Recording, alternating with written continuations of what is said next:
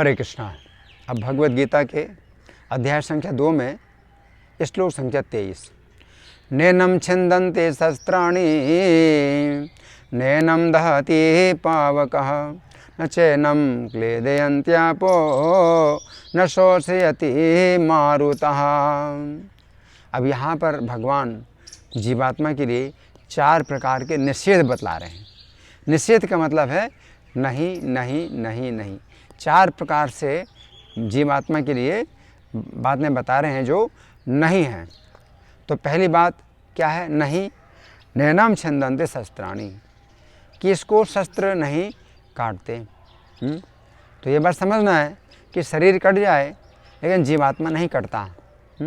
कभी कभी ऐसा लगता है कि शरीर कटने से, शरीर के 2 टुकड़े होने से 2 जीवात्मा बन गए हैं। जैसे कि केंचुए को अगर काट दिया जाता है तो हम देखते हैं कि उसके 2 टुकड़े हो जाते हैं और 2 अलग अलग दिशाओं में चलने लगते हैं। तो ऐसा लगता है कि 2 जीवात्माएं हो गई, शरीर कटने से 2 जीवात्माएं हो गई। लेकिन नहीं, ऐसा नहीं है। जीवात्मा तो शरीर के हृदय में निवास करता है। तो जो हिस्सा हृदय में है, केंचुआ का जो आधा हिस्सा जहाँ हृदय है तो वहाँ पर तो जीवात्मा है, और जो पीछे का हिस्सा है तो वहाँ जीवात्मा नहीं है, लेकिन चेतना है। चेतना है जीवात्मा की, जो पूरे शरीर में थी वो चेतना है। तो फिर क्या होता है कि पीछे का हिस्सा जो चल रहा था, चेतना थी, कुछ समय के बाद वो मृत हो जाता है, और जो आगे का हिस्सा था केंचुए का, जहाँ हृदय में जीवात्मा थी, तो वो भी शरीर को छोड़ देता है। तो दोनों ही हिस्से मर जाते हैं। लेकिन ये समझना है कि जिस हिस्से में जीवात्मा नहीं है उस हिस्से में भी चेतना कुछ समय तक रहती है।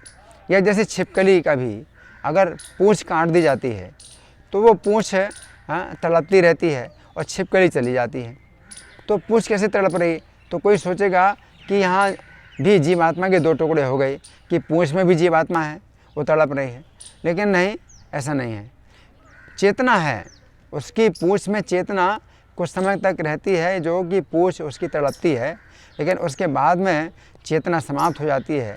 तो पूँछ तो मृत हो जाती है और जो छिपकली है वो जिंदा बची रहती है।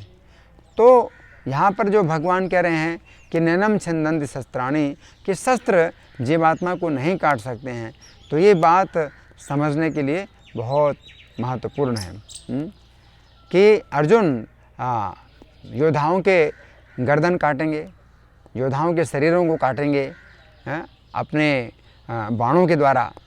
लेकिन इससे क्या होगा? किसी भी जीवात्मा का जो है कोई भी जीवात्मा नहीं कट सकता। दूसरा निषेध भगवान कह रहे हैं नैनम दहति पावकः, कि अग्नि जीव को नहीं जला सकता है। तो जीवात्मा आग में नहीं जलता है। तो अर्जुन के पास ऐसे भी अस्त्र हैं, जैसे आग्नेय अस्त्र।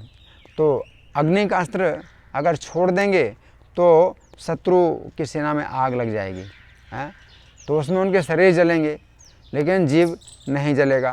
तो ये भी समझने वाली बात है कि कोई भी व्यक्ति होता है, अगर उसको आग में जला दिया जाता है, तो जैसे पृथु महाराज की कथा आती है श्रीमद् भागवत में।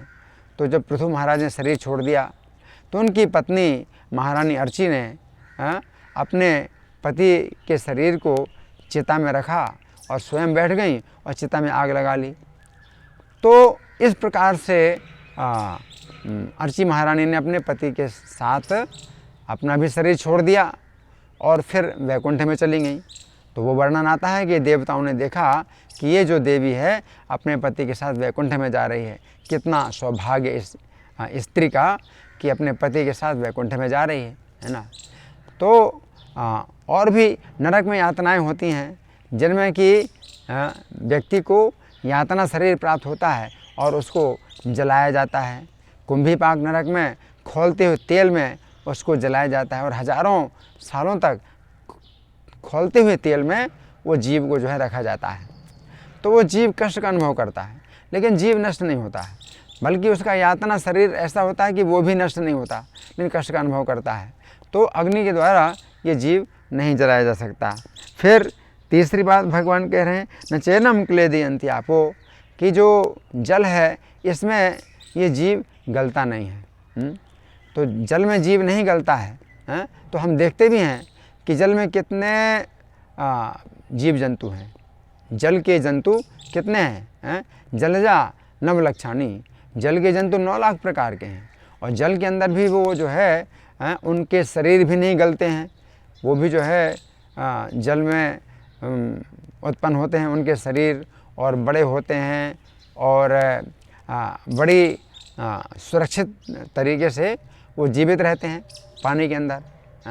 तो इसका मतलब क्या है कि अगर जीवात्मा शरीर के अंदर है तो शरीर भी अगर जल में उत्पन्न हुआ है तो शरीर भी गलता नहीं है, और जीवात्मा के गलने की तो कोई बात ही नहीं है। तो इसलिए भगवान यहाँ पर कह रहे हैं, न चैनम क्लेदयन्ति आपो। अर्जुन के पास भी ऐसे अस्त्र हैं जैसे वारुणास्त्र, पर्जन्यास्त्र।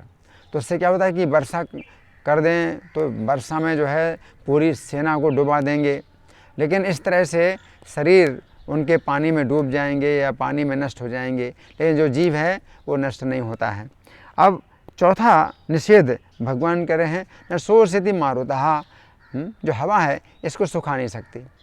तो कई जीवों को जब शरीर प्रेत का शरीर प्राप्त होता है तो वो हवा जैसा शरीर होता है, तो हवा में ही वो रहते हैं।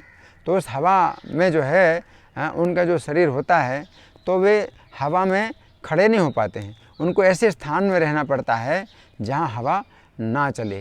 किसी वृक्ष में वो प्रेत रहते हैं कि जहाँ हवा चलेगी तो वो वृक्ष को पकड़ लेंगे, या कोई छिद्र होता है तो उस छिद्र में कोई प्रेत रहते हैं, कहीं खंडहर होता है तो जहाँ हवा रुकी होती है वहाँ पर ये रहते हैं। तो प्रेतों का शरीर वायु में होता है, लेकिन वायु में हजारों साल तक भी वो प्रेत के रूप में होते हैं, लेकिन जो जीव है वो हवा में सूखता नहीं है। तो यहाँ पर भगवान कह रहे हैं, न शोषयति मारुतः, कि चारों प्रकार के निषेध जीव में है।